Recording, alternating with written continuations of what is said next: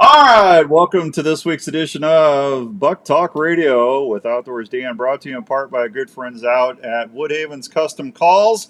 Hope everyone's having a great Wednesday all across the good old US of A. Thank you so much for making us part of your week here on the Outdoor Call Radio app. Hey, we got a good show for you tonight. We're going to be visiting with Kip Adams. Kip is with the National Deer Association. He is their Chief Conservation Officer. And hey, Becky, how are you? Thank you. Good to see you. If you want to send us a message, I am live streaming on the Outdoor Call Radio app Facebook page, and you can message with you there. Don't go anywhere though after the show because I'm going to give away a $50 gift card to Pure Whitetail tonight, and I'm only going to tell you if you're listening on the app how you can win. So don't go anywhere. You might win something. Let me welcome my guest. My guest is Kip Adams from the National Deer Association. Kip, how you doing? I'm doing good, Dan. How are you doing tonight? I'm doing well. Thank you very much. It's in the burr months, Kip, so I'm excited. September is an awesome month, and I'm in Pennsylvania, Dan. Our archery season hasn't quite started yet, so I'm a little bummed. I got buddies across the country who've been hunting way ahead of me, so I feel left out right now. Yeah, I do a show on Sunday nights on the Big 550 down in St. Louis, and archery season in Missouri started September 15th, so they got to jump ahead. Larry and Ryan from Respect the Game TV, they already went down to the SIP and got him a nice velvet buck. So I'm already behind, Kip. I'm already behind. I'm right there with you, though. So misery loves company. That's okay. Hey, how is things going? First off, tell everybody what the National Deer Association is. Well, the National Deer Association is a national nonprofit wildlife conservation organization that specializes in deer. So our mission is to ensure the future of wild deer, wildlife habitat, and hunting. And I like to tell folks there's no group out there that fights harder for deer hunters and to ensure that we have healthy deer and that they can go hunt those deer than the NDA. So I'm a wildlife biologist by trade. I love working for NDA. Lots of education and outreach programs that we have. We teach people to hunt, do advocacy work for them, help support research.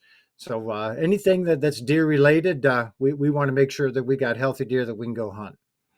That's important. I mean, I talk to so many people all across the United States that hunting practices have changed so much, Kip, in the last 25, 30 years. I always hear about the 80s. I don't know about you, but, that was my heyday back in the 80s. I was in high school and things were great. But, the pheasant hunting was great. The deer hunting was great. The turkeys you could go anywhere and find 100 gobblers. And then, things started to change. Farming practices changed. People, you didn't have the fence rows that you used to have. A lot of things are different now, and habitat is now more important than ever. Absolutely. And I hear you. I vividly remember the 80s. I'm just a little bit younger than you, but that's when I started hunting as well. I grew up in northern Pennsylvania. I spent a decade in New Hampshire and Florida, going to grad school there, worked for the state of Florida, and then back at being New Hampshire Fish and Game's deer and bear biologist. So I was out of Pennsylvania for a long time. I've been back in the Keystone State now for just over 20 years. And you know what? What you just said, that is true regardless if you're in the Midwest, the Northeast, the Southeast, anywhere else. The habitat from a farming perspective is so different, even if you're not in a big ag area. So Yeah. That's very similar, and species across the United States suffer because of that.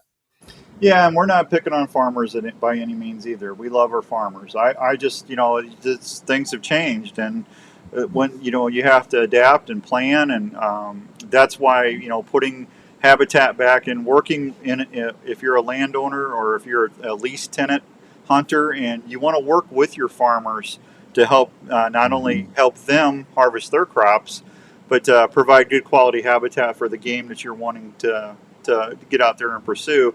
And Kip, I'm sure you would echo this. Any type of food source that you can put out there, it not only benefits the deer, but it benefits all the animals living in that area. Yeah, that's for sure. And I'm certainly not knocking farmers either. I grew up on a dairy farm. Yeah. I still run beef cattle. So I've been had a life in agriculture. Huge fan of farmers. I vividly remember as a kid, when we picked corn, when we went from a 1 row corn picker to a 2 row corn picker, I remember thinking we're about, as lucky as it gets, Yeah. but there was as much corn going out of the back of the grain wagon as there was, onto the ground as there was in it. And man, Yeah. even I now live back where I grew up, and it's all combines here today as well. And you get done with a 100 acre field, and I'm not sure you could find a 5 gallon bucket worth of kernels that missed. So it's very different from that end for sure. Yeah. How is the deer herd in Pennsylvania? How I've got some buddies that live on the western side. I mean, I hear good things. I know you have a tremendous amount of hunters in that state. We do. Things are very good. And, I remember the days where, when you would see 100 deer a day hunting. You might see 1 buck and it was going to be a yearling, but, in people remember that was so much fun. And this is back in the 80s, but it wasn't 100 different deer. You saw a lot of the same deer that would, get pushed around the mountain because then, every acre of land was hunted and everybody hunted by driving. So you were just pushing deer back and forth. Very different today. There's no or very few of the drive hunts, a lot of land that cannot be hunted. But there is no doubt, Dan, from a health perspective, we have a healthier deer herd today than we ever have. We have better age structure on the buck side than ever before. So it's a very different hunt today. But, as somebody who hunted back then and now, this is the golden years for deer hunting in Pennsylvania. We are extremely lucky with what we have today. Yeah, I'm happy for everybody out there. Tony, how's it going, buddy? Thank you. I appreciate you checking in. John, good afternoon. Thanks for listening in and watching today. We appreciate you. So and it's crazy too. I have this discussion all the time, and I mean, gosh, Kip, I've been hunting so long now. I've been hunting 35 years now, and mainly a bow hunter. But I've always said that it's every hunter's tag. I don't as long as they're hunting legally, ethically, and they're out there enjoying the resource. That's the most important thing to me. I don't care if something whatever comes down that trail and it gets your knees knocking and your heart pounding, and you make a great shot and you tag out. I'm going to tell you congratulations every day, no matter what it is. And I'm starting to see a trend where people are starting to understand that message. It's not always all about that stupid tape measure. You know what I'm saying? We all want to get a nice deer, but some people have 4 or 5 days to hunt. Some people have 3 months to hunt. Everybody's in a different situation, and I just think it's your tag, it's your hunt. Get out there and enjoy the resource. Absolutely. We need hunters to hunt. We Yeah. need them, to shoot deer. We need them to spend money on licenses and firearms and ammo. That's all the money that goes to man or wildlife. And I will be the first to congratulate somebody for hunting, for shooting something. And I'll take that one step farther. I'm also the first guy that if somebody says, well, I thought he was bigger or I didn't have much time to hunt, I'm the first guy that says, do not apologize for that deer. Yeah. You never need to apologize for something you shoot. If you were excited enough, buck, doe, whatever it is, if you were excited to shoot it, be happy, celebrate that. I don't want to hear you, apologize at all. I'm going to shake your hand, be excited for you, as long as you're happy for what you did. Yeah, be loud and proud. That's what I always say. Hi, Kenny, Hank. How's it going down to Revelton? Tell everybody Revelton I said hi. So, Kip, what's your favorite hunts? What do you like to pursue when you get out there and get a chance to go put the camo on? I grew up with a turkey call in my mouth, chasing deer all fall, and small game, in between. So I like hunting a lot of different things. I think it's good. It's good for your woodsmanship skills to pursue different game. I think it's good from a social standpoint to just get others out there and maybe be on some less intensive hunts. A lot of small game. It's not quite as intense or stressful as some deer hunts. So anyway, I enjoy chasing a lot of different things, Dan. But there's no doubt I like chasing whitetails more than anything else. Now, what's your favorite method? Are you a rifle hunter, or do you like a bow? What's your favorite thing to hunt with? I'm a diehard bow hunter, and I spend far more time with a bow than anything else.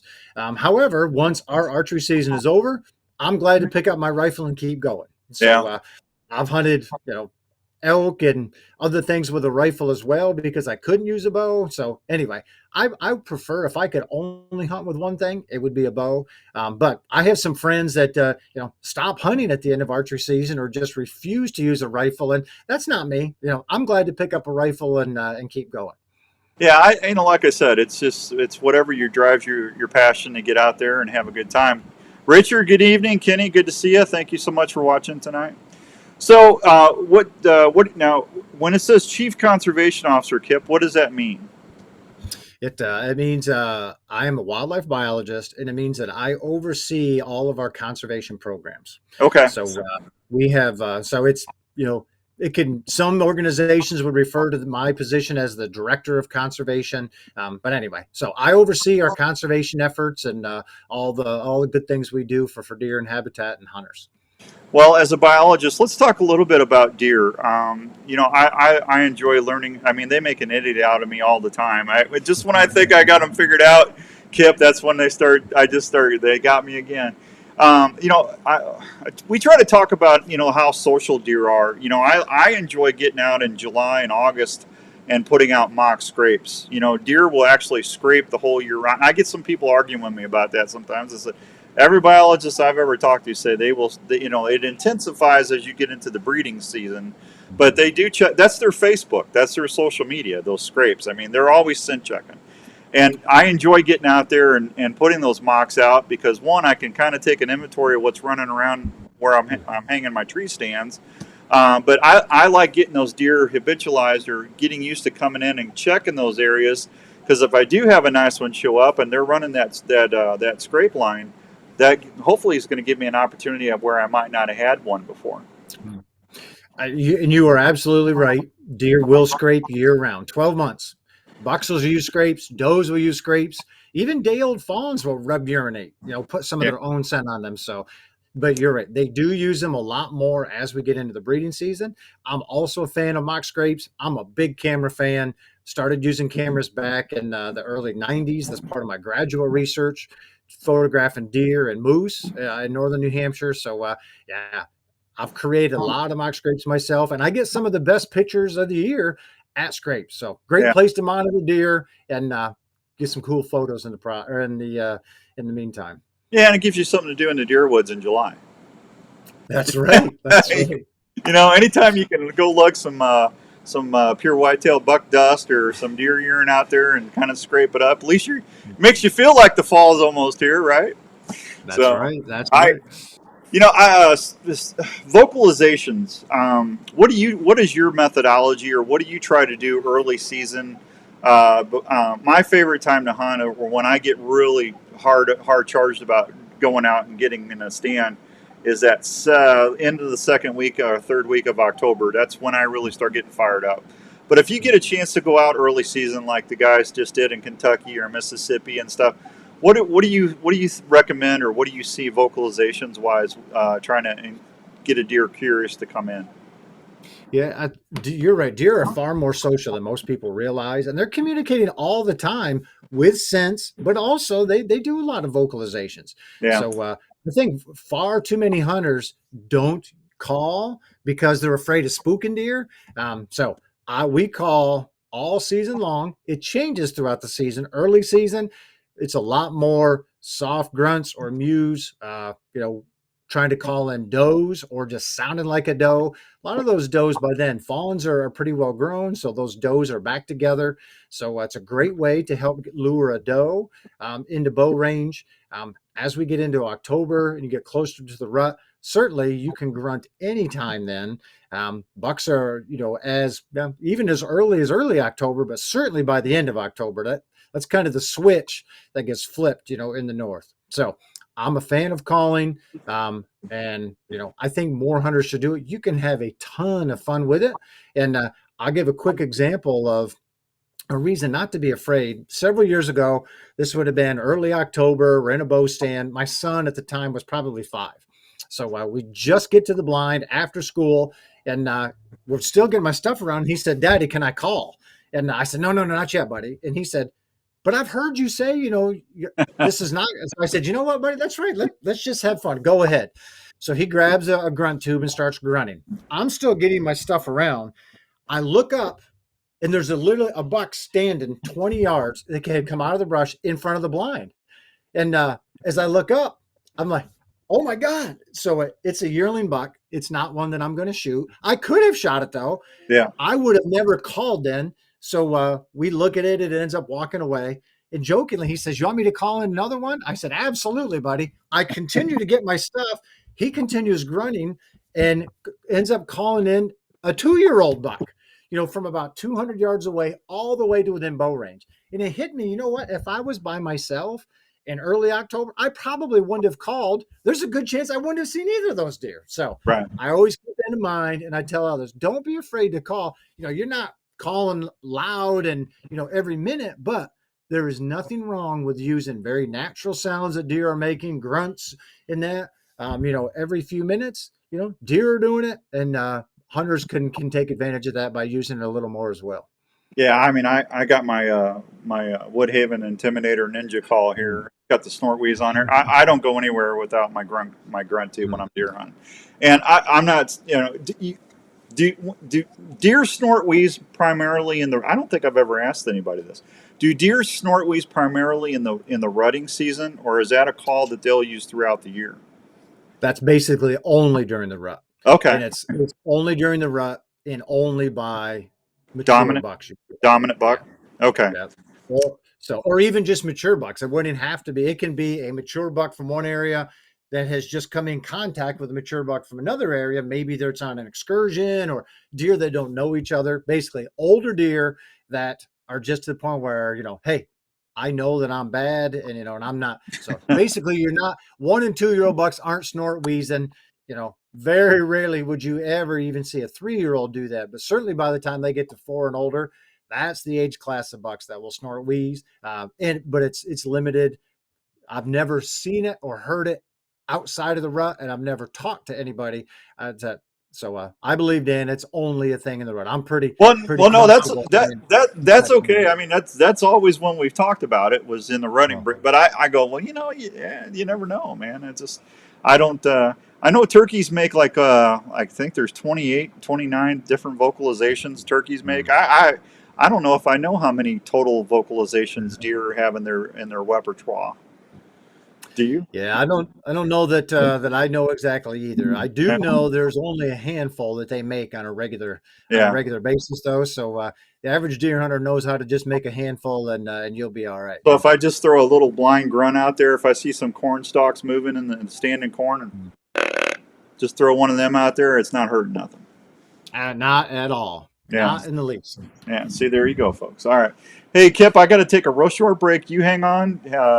Get some air, relax a little bit, and I'll be right back. We'll be right back on Buk Talk Radio, brought to you by the fine folks at Woodhaven Custom Calls, Fletch, Game Hide Clothing, the clothing for every season. Also want to thank the fine folks over at Scott Archery, Pure Whitetail, and Sportsman's Warehouse. We'll be right back after these fine words.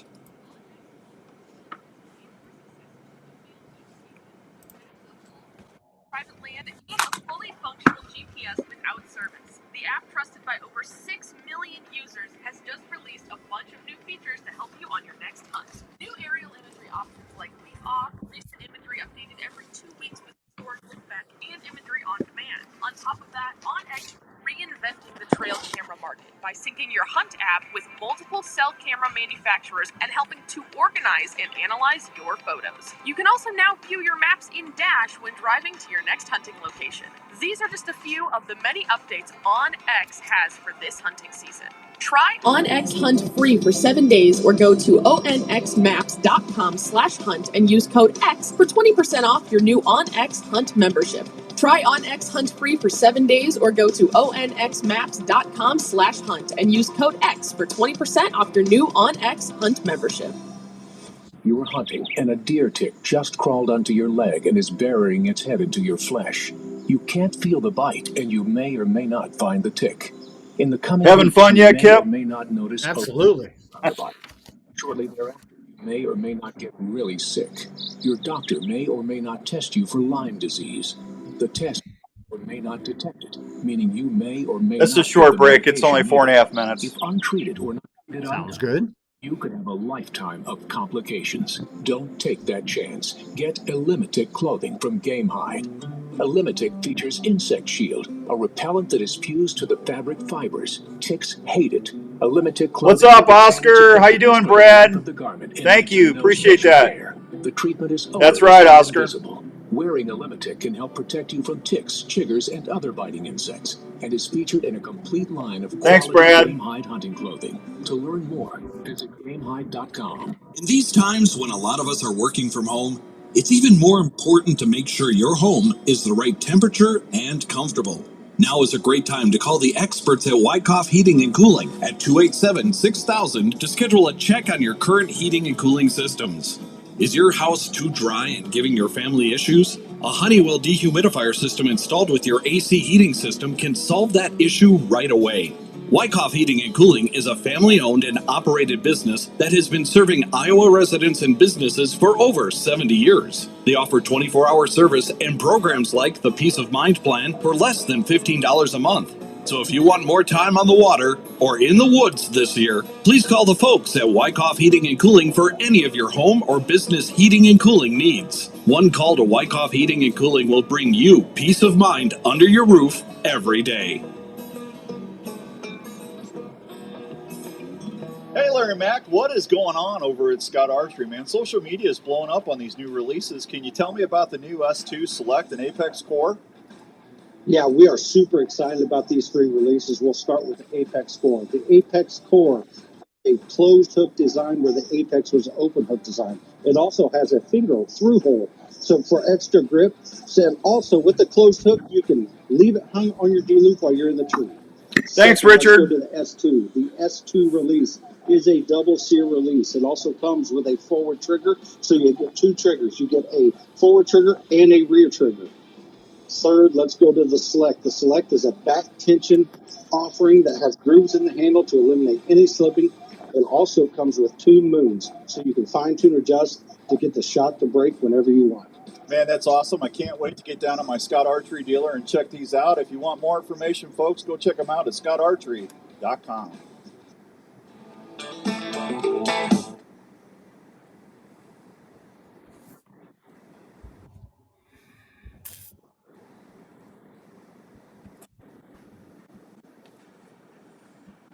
All right, welcome back to Buk Talk Radio on the Outdoor Call Radio app. Hope everyone's having a great Wednesday all across the good old US of A. My guest is Mr. Kip Adams, and we're talking a little Buck Talk tonight.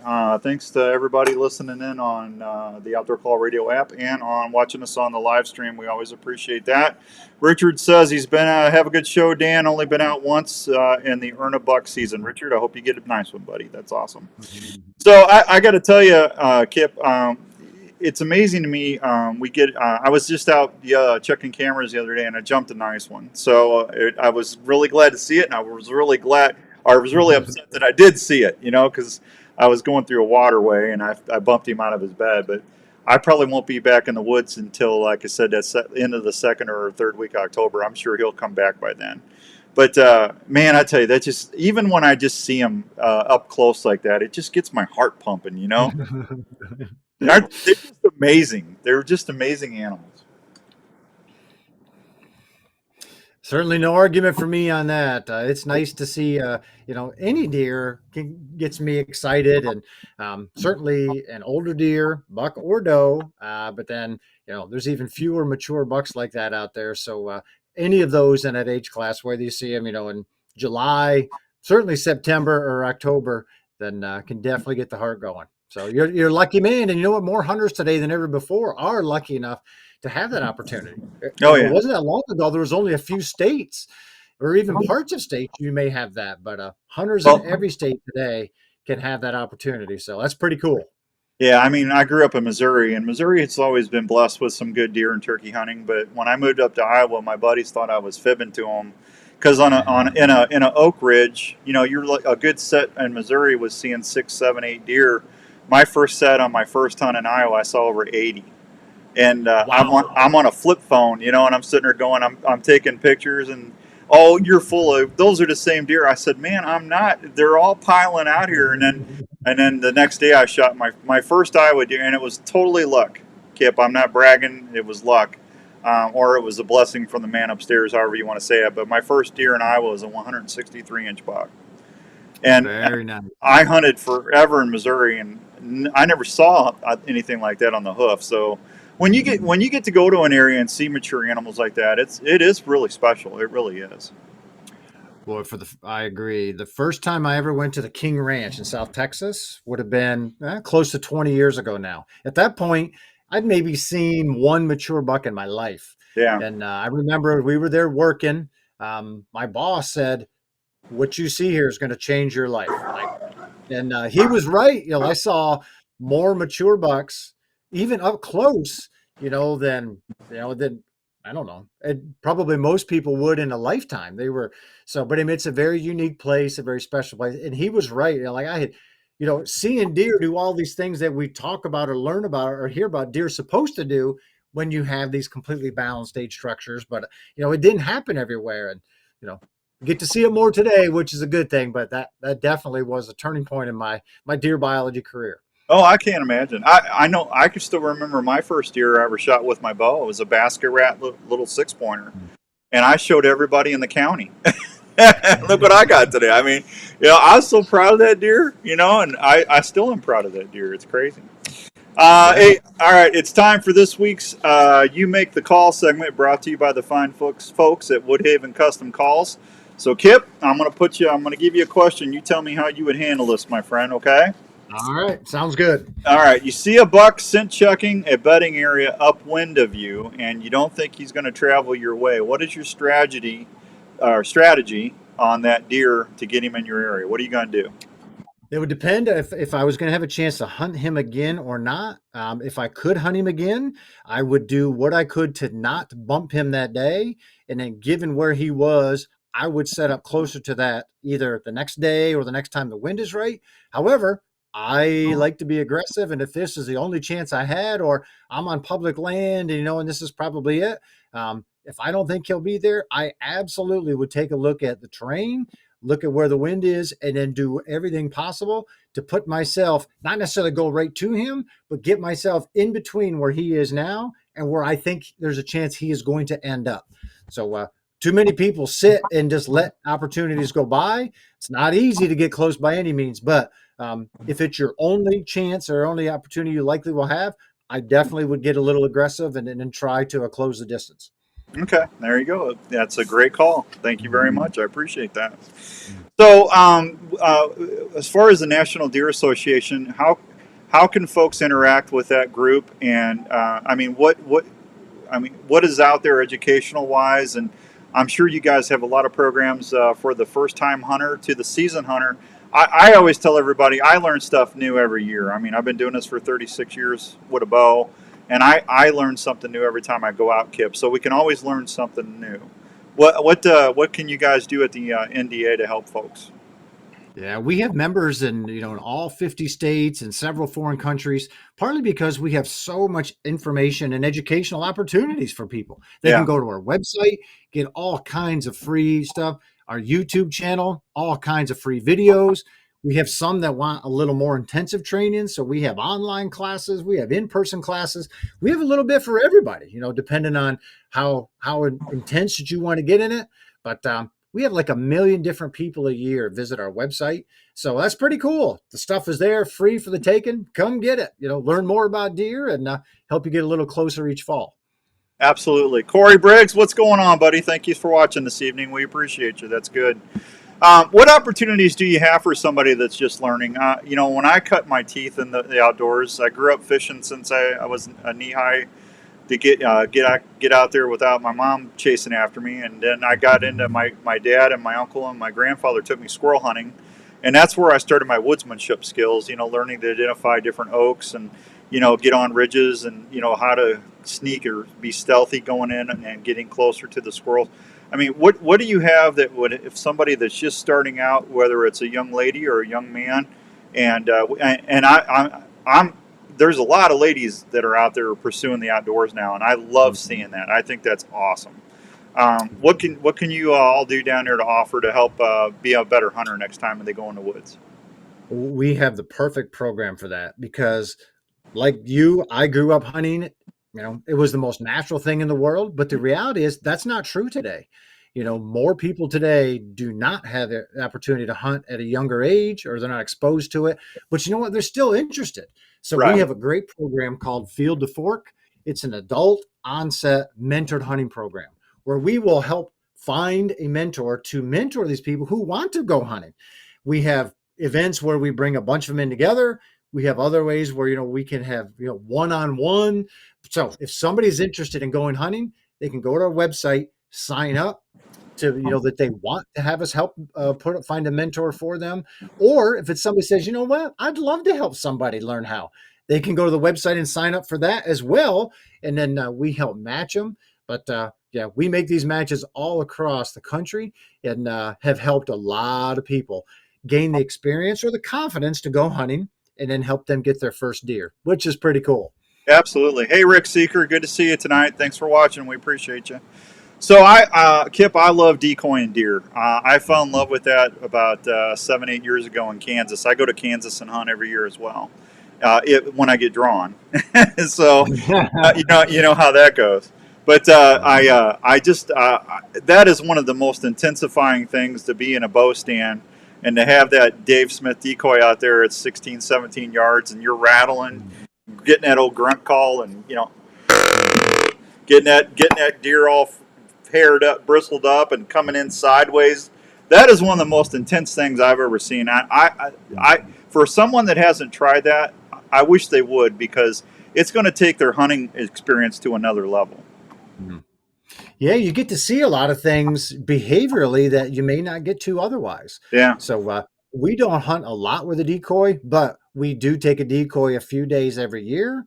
Actually, 2 archery seasons ago, my son, who was 12 at the time, shot his buck that year. It was about over a decoy, had decoyed a buck in. Actually, he grunted it in himself and then to the decoy, which was super fun. But whether it's a doe that comes in, a buck that you choose not to shoot, or certainly when you do shoot, you get to see so much of that, interaction and just body language, behavioral stuff that you don't see otherwise. So it's a different way to hunt, kind of, gives you a fresh look at maybe, what you're going to see that day. So yeah, I encourage people to do it. It's not going to work every time by any means, but it's a lot of fun. And when it does work, it's outstanding. Yeah, it does. It's next level. It's amazing. It just is. So out in Pennsylvania, what's the forecast look like? Are you guys, the deer herd, pretty healthy? Or you seeing CWD, or are you getting any EHD, anything like that, or is everything looking good? We do have CWD, and it continues to expand. So that part is not good, but it's still in a limited number of areas of the state. Deer number-wise, we have a lot of deer. We have the best age structure on the buck side that we've had in at least the last 100 to 150 years. We had an easy winter. We've had a pretty good growing season. So a lot of things are lining up for this to be a really, really good deer season. That's awesome. I'm looking forward to hearing my buddies. And I'm jealous. You guys got elk and stuff out there too. You can get on, which is awesome. And you got pretty good black bears population too. We do. We have outstanding black bear hunting opportunities, over the counter tags, an unbelievable elk herd. That's not over the counter. That's one of the hardest elk tags to draw. Yeah, Missouri gives out 5 a year. That's it. Five tags, and you'll never get it drawn. It's crazy, But I don't know. I'm coming out to Pennsylvania next spring. I've got an invite from my friend at Todd Rupert out there. Rupert's Turkey Roost and Peace Turkey Calls, and we're going to come out there and film a big old Eastern. I hear those Easterns out there. They'll get on you and whoop you. They're that big. Well, they're not as big as they are in Missouri or Iowa, but we do have some big birds, and we have some great turkey hunting.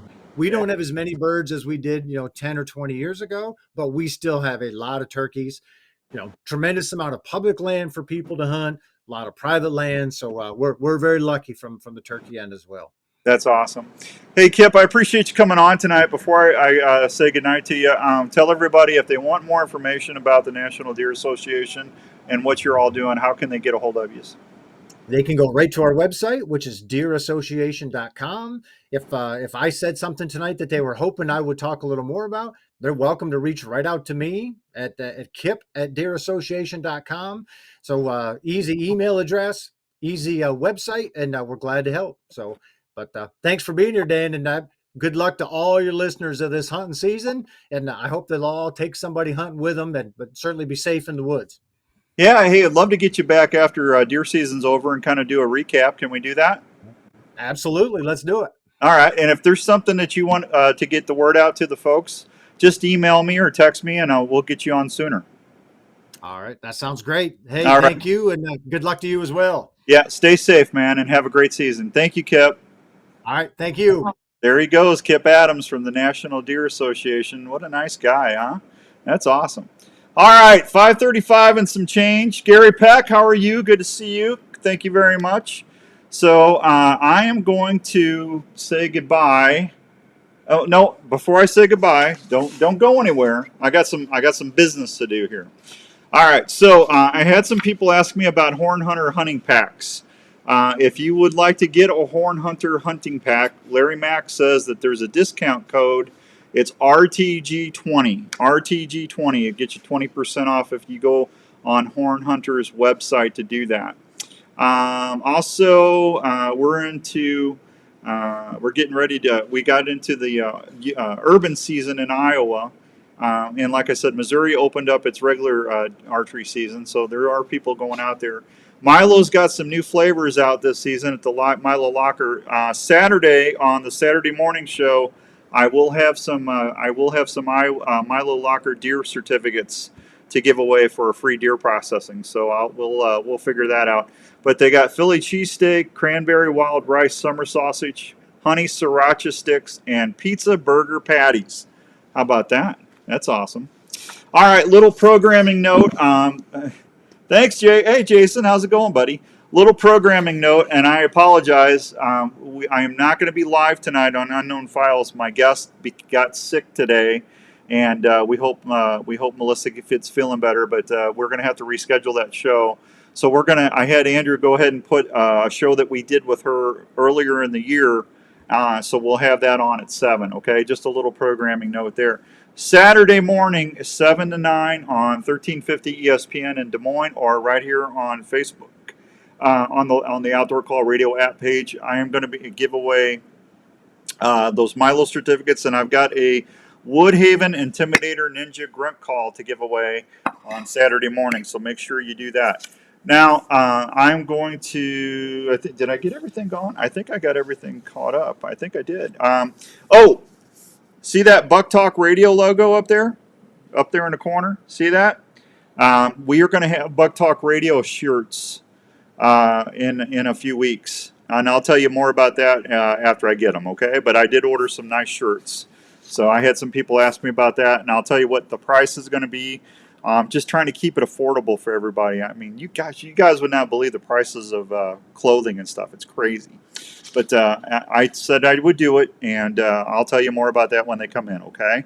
All right, so I'm going to say goodnight to my Facebook audience because I'm going to tell you how you get a chance to win a $50 gift card at Pure Whitetail, thanks to Josh and Grant over there at purewhitetail.com. And I told everybody they have to listen to the app. So if you are watching me on Facebook right now, go on your device app store. If you got an iPhone, go on there to your iPhone app store. Type in the Outdoor Call Radio app, or if you got an Android, do the same thing, the Outdoor Call Radio app. It'll pop up. It's free to download, and it's free to listen. It's the only 24/7 outdoor hunting and fishing radio station in the country. And I own it. I'm a vet. It's a veteran-run business, and I try to do as much as I can to put great programming on there and to get some great information out for you all.